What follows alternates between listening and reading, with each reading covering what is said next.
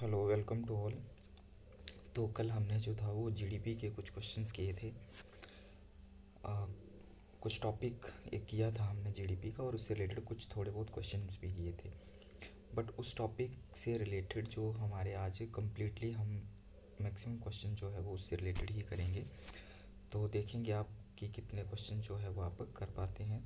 With explanation देखते हैं questions, क्योंकि जीडीपी से जो है वो आपका क्वेश्चन जो है वो ज़रूर बनता है। तो देखते हैं, फर्स्ट क्वेश्चन है। जिन्होंने फर्स्ट वाली वीडियो नहीं देखी है कि जीडीपी के कंसेप्ट की, वो पहले जीडीपी के कंसेप्ट की वीडियो देख लें, देन उसके बाद जो है वो ये क्वेश्चन अटेम्प्ट करें, तो वो इजीली जो है वो अंडरस्टैंड भी हो जाएंगे। बट यहाँ भी आपको समझाया जाएगा। तो देखते हैं, फर्स्ट क्वेश्चन है, जीडीपी स्टैंड्स फॉर। जीडीपी का अर्थ होता है ग्रॉस डोमेस्टिक प्रोडक्ट। मेन तो ये इसका फुल फॉर्म है। GNP measures. अब जीडीपी बोला था मैंने कि जीडीपी से हम कहाँ जा रहे हैं, जीएनपी की तरफ। जीएनपी। अब यहाँ जी सेम है, जी सेम है, पी भी सेम है, पी। बट डी और एन का डिफरेंस है। तो मैंने बताया था कि अगर डोमेस्टिक से नेशनल में जाना है तो क्या होता है, net factor income from abroad, कि विदेशों से आने वाली जो शुद्ध आय होती है वो जमा होती है। तो देखते हैं क्या आंसर होगा। Total income earn by residents of a country. Total income earn within वाला तो डोमेस्टिक में आएगा। इनकम फ्रॉम एग्रीकल्चर नहीं, गवर्नमेंट एम्प्लॉयज़। यहाँ देश के निवासियों द्वारा अर्जित कुल आय। तो यहाँ पर वैसे इन्होंने नेट फैक्टर इनकम के बेस में नहीं दिया, बट जीएनपी मेजर्स करता है आपका total income earn by residents of a country. ठीक है। टोटल इनकम, जितनी भी टोटल इनकम होगी earn by residents of a country, देश के निवासियों द्वारा अर्जित कुल आय, तो वो जनरली हमारे देश के हैं, बट वो कहीं और वर्किंग पर हैं, तो उनकी जो इनकम आ रही है वो भी आपकी इसमें इंक्लूड होगी। Next question, GDP includes. GDP में क्या इंक्लूड होता है, अभी मैंने बताया कि डोमेस्टिक की इनकम, गुड्स एंड सर्विसेज। तो जीडीपी की फुल फॉर्म क्या है, जो मीनिंग है वो है आपका gross domestic product is the market value of all final goods and services produced with in the domestic territory of a country during an accounting year. मतलब कि सकल घरेलू उत्पाद का अर्थ ये है कि एक देश में अंतिम वस्तुओं तथा सेवाओं के मूल्य को जो है वो जोड़ा जाता है, और एक वर्ष के अंदर। तो goods and services produced with in a country, तो यही हमें जो है वो मेन आंसर मिल रहा है ए। नेक्स्ट क्वेश्चन है, net national product is calculated. Net national product अब किससे कैलकुलेट करना है वो हमें देखना होगा। तो जनरली वैसे ये बताया है ऐसे, तो हमने ये कैलकुलेट करना है। तो किससे बनेगा, ये आपका नेट बनेगा। तो अगर हम जीएनपी ले लें पहले, और यहाँ पर एन और पी सेम है, एन और पी सेम है, जी और एन का डिफरेंस है। तो मैंने आपको बताया था कि नेट निकालना हो तो क्या होता है, डेप्रिसिएशन माइनस होता है, और ग्रॉस निकालना हो तो डेप्रिसिएशन प्लस होता है। तो आपका आंसर होगा A. Next question, in GDP only which type of goods are included. GDP में कौन सी तरह की जो है वो वस्तुएं शामिल होती है। तो इंटरमीडिएट को शामिल नहीं करते हैं, only final goods and services. ठीक है। तो यहाँ आंसर जो होगा वो बी होगा। Next question, which one of the following is not included in GDP. कौन सा जो है वो जीडीपी में इंक्लूड नहीं होता है। Market value of final goods होती है, आपका सर्विसेज ऑफ डॉक्टर्स, ये भी आपका जो है वो आएगा। मैन्युफैक्चरिंग आउटपुट भी आएगा। ट्रांसफ़र पेमेंट होती है कि वन साइडेड पेमेंट। देखो आपके कितने क्वेश्चन जो है वो आपके कंसेप्ट यहाँ से टॉपिक जो है वो क्लियर हो रहे हैं। ट्रांसफ़र पेमेंट्स होती है वन साइडेड पेमेंट, जो कि आपका विदाउट मतलब आपका फिजिकल वर्क या विदाउट जॉब के जो आप एक तरह से अर्न करें। ट्रांसफ़र पेमेंट एक तरह से आप बोल सकते हैं कि स्टाइफंड वगैरह हो गया, ठीक है, ओल्ड एज पेंशन हो गई, तो ये वन साइडेड पेमेंट है। ठीक है, ये जो है वो आपकी ट्रांसफ़र पेमेंट्स में आती है। तो ये चीज़ जो है वो इंक्लूड नहीं होगी सिक्स का भी, और ना ही ये टैक्सेबल होती है। Real GDP is measured eight. वास्तविक जीडीपी मापी जाती है। रियल जीडीपी जो है वो मैंने आपको बताया था, एक करंट प्राइसेस एक कांस्टेंट प्राइसेस। तो रियल वाली जो है वो आपकी कांस्टेंट प्राइसेस पर होगी, और जो आपकी नॉमिनल जो है वो करंट प्राइसेस। तो यहाँ पर आंसर होगा बी। ये याद रखना, क्वेश्चन बहुत इंपॉर्टेंट है, यहाँ से क्वेश्चन जो है वो बनेंगे। नॉमिनल जीडीपी कैलकुलेटर अभी बताया कि नॉमिनल जो है वो आपका current prices. A is the correct answer. Next question, per capita income is obtained by dividing. तो प्रति व्यक्ति आय जो है वेरी वेरी इंपॉर्टेंट क्वेश्चन है, पूछा जाता है ये। पर कैपिटा इनकम जो है, ये आपके सारे जो क्वेश्चंस हैं ना कहीं एग्ज़ाम में ये जो है वो आए हुए हैं। मतलब जर्नल जो एग्ज़ाम्स आपके होते हैं, जैसे टीजीटी वगैरह हो गया या अनदर जो भी एग्ज़ाम्स होते हैं, तो वहाँ पर जनरल इस तरह के क्वेश्चन जो जनरल इकोनॉमिक्स, आपको भी जनरल इकोनॉमिक्स ही आएगी, आगे थ्योरी लेवल जो है वो इतना हाई नहीं आएगा। तो ये जैसे आप 9 से लेके 12 तक का जो जनरल वाला पोर्शन है वहाँ से पूछा जाएगा।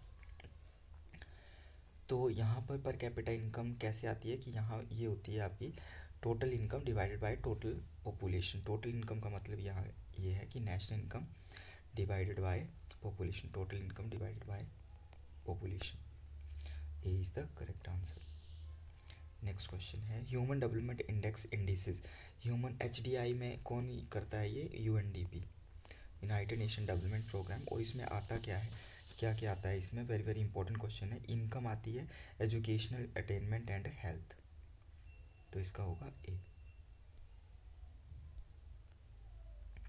जीडीपी डिफ्लेटर मेजर, तो जीडीपी डिफ्लेटर का कंसेप्ट भी हमने किया था, ये इन्फ्लेशन के साथ मेज़र करता है, ठीक है। तो क्या हो जाएगा, inflation within GDP. If depreciation increases then NNP will, अगर बोलते डेप्रिसिएशन इंक्रीज हो रहा है तो एनएनपी जो है वो क्या होगा, क्या इंक्रीज होगा कि आपका डेप्रिसिएशन जो है, डेप्रिसिएशन घाटा अगर ज़्यादा है तो क्या होगा, एनएनपी घटेगा ना। ए 12 का होगा ए। मूल्यह्रास, ठीक है। नॉर्मल वेयर एंड टेयर जो भी डेप्रिसिएशन में आता है कि जो भी जो मशीनरी वगैरह होती है इसमें नॉर्मल वेयर एंड टेयर वगैरह, तो ये जो मतलब ये चीज़ें अगर ज़्यादा होती रहेंगी तो एनएनपी की वैल्यू जो है वो घटेगा।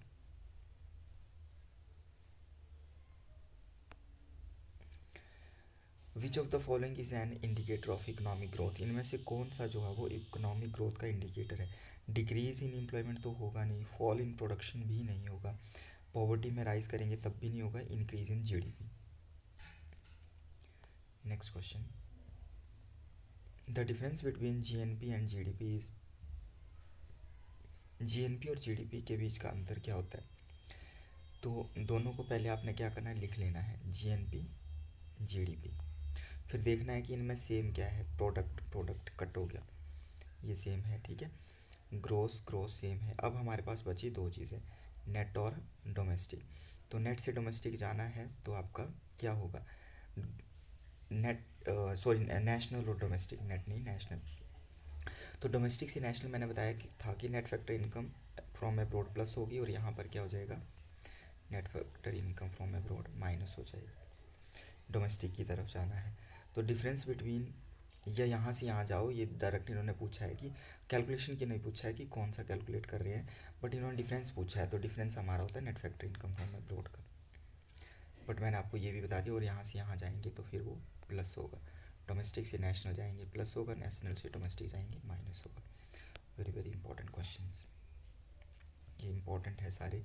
डिस्पोजेबल इनकम रेफर्स टू, अब वैसे जनरली ये पूछा नहीं जाता है बट कर लीजिएगा, इनकम आफ्टर टैक्सेस, जो भी आपकी खर्चेबल आय बचेगी आफ्टर टैक्सेस के बाद जो आपके पास इनकम बचती है, that is the disposable. Simple ऐसे समझ लीजिए कि खर्च करने योग्य आय आपकी। नेक्स्ट है gross in GDP and GNP means, gross का क्या मतलब है? ग्रोस का मतलब है कि आपका बिफोर डिडक्टिंग डेप्रिसिएशन, हाँ मतलब कि देखो, ग्रोस नेट का मतलब है कि आपका डेप्रिसिएशन माइनस, ग्रोस का मतलब है कि अभी डेप्रिसिएशन जो है वो उसमें इंक्लूडेड है, तो बिफोर डिडक्टिंग डेप्रिसिएशन होगा ये। Which is not included in national income, कौन सा जो है वो राष्ट्रीय आय में शामिल नहीं है?